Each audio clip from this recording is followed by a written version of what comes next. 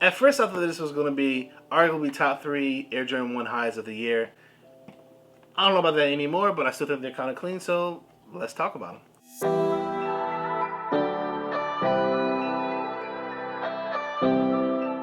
Welcome, cool cats and doggies, to another episode of FiqNSneaks.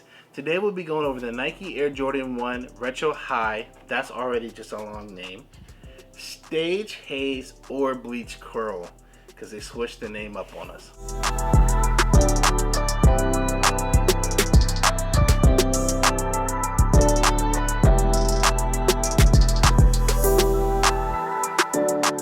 If you're new to the channel, make sure you like, subscribe, and turn that notification bell so you can catch all the content we have on this channel. At the end of the video, make sure you leave a comment below if you bang with it. These are still nice, yo. Bang with them. And check me out on all social media platforms like Instagram, Twitter, Snapchat, Facebook, TikTok. I'm out here. But let's hop into this review of this clean behind shoe. Did y'all like how it didn't say AS? But I said behind, like your bottom. We always start off with a box on the channel. Black and red Air Jordan 1 box, size 13, big feet gang. Salute, you know how we do. The shoe's nice, yo. You feel me or not? It's like, I mean, this shoe's nice. I mean, like, it's clean. And maybe people got Jordan 1 fatigue, but this is one that you still should kind of get. Once you open up the box, you are greeted by this clean Air Jordan 1 right here that is giving me tongue issues because it's not laced up. Weirdly, Nike sometimes laces your shoes up for you, and then sometimes they don't lace it up for you. And that, when it's not laced, the shoes is ugly when they're not laced up, yo. I don't like how this is just sitting here. Whatever. But this is the Stage Haze initially, and they ended up calling it Bleached Coral, which was similar colors to the Air Jordan 1 Low that dropped that same day. This shoe is very, very clean though. Not as clean as I thought they would be, but let's talk about some of the details. At the top of your shoe, you're greeted by all black crack leather, and that is my first qualm with these pairs of shoes. I do not like this crack leather. I wish it was just regular leather. It could have been suede, it could have been nubuck. I'm not a fan of the crack leather, just like I won't be a fan of it on the Air Jordan 1 High Reimagined Chicago when that comes out later on in the year. And I see them pushing it, not pushing P, but pushing that crack leather on other shoes. Nike, just stop. We're not liking that out here in the streets. Oh, you like the crack leather? Yeah. Well, that's why you're not behind the camera. Anyway. My new age sneakerhead. Yeah, I'm not banging with that. I didn't call you a lame. You're not all that. You've earned your stripes, but I'm not banging with the crack leather. All right. As you head towards your toe box, you're greeted with this stiff leather. Okay, so like they gave us crack leather and stiff leather, not crack leather then smooth leather. Does the stiff leather mean that it's going to crease more? Absolutely. Yep. Well, that's a downgrade. Yeah. As you head towards the middle of your shoe, the midsection, you're greeted by the same stiff white leather, and then that cracked black leather is on your swoosh. Yep. Go McBucko. As you head towards the back of your shoe, you're greeted with the first sign of suede. But this isn't like smooth, vicious suede that you would get on like mochas, which I initially thought this would be on par with.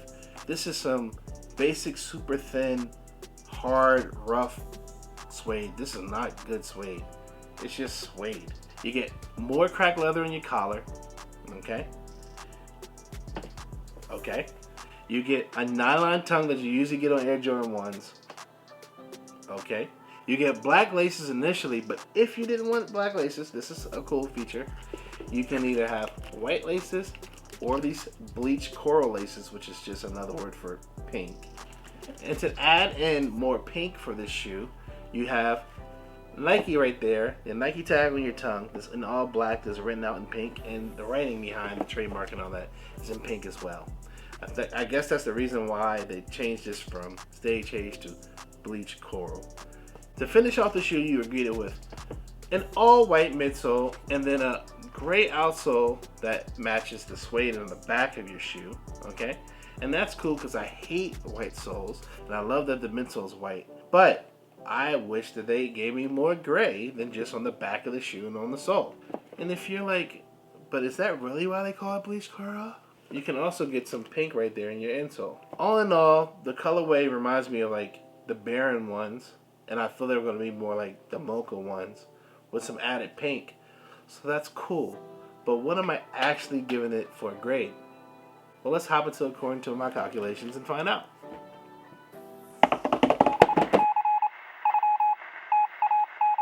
These shoes came out on July 2nd, executive producer's birthday, at a price point of $170 for adults, $140 for kids. They might have came out with preschool ones of these too. Like I said, alongside the low top iteration, which was more pink. They're currently going for damn near retail. I think the last size 13 on your favorite resale platform went for $195. So if you missed out on these, after fees, you can get these for like 30, 40 bucks more than retail. And I think that's a really good price point for these shoes.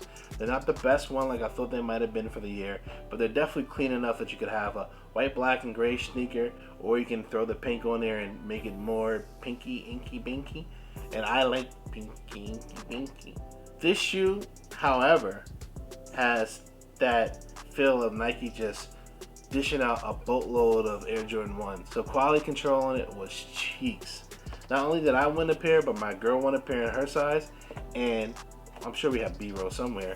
They just didn't care, yo. You can see pieces of stuff falling out. You can see it wasn't good at all. Yeah, it could be also like a grade school thing too, because I got grade school size, that maybe they just didn't put as much time and care into the grade school ones, because there's like blue marks on mine. That's not cool. And like some of the stitching is kind of loose too. That's not cool. It's not cool at all. So I don't know. But I like the pink laces.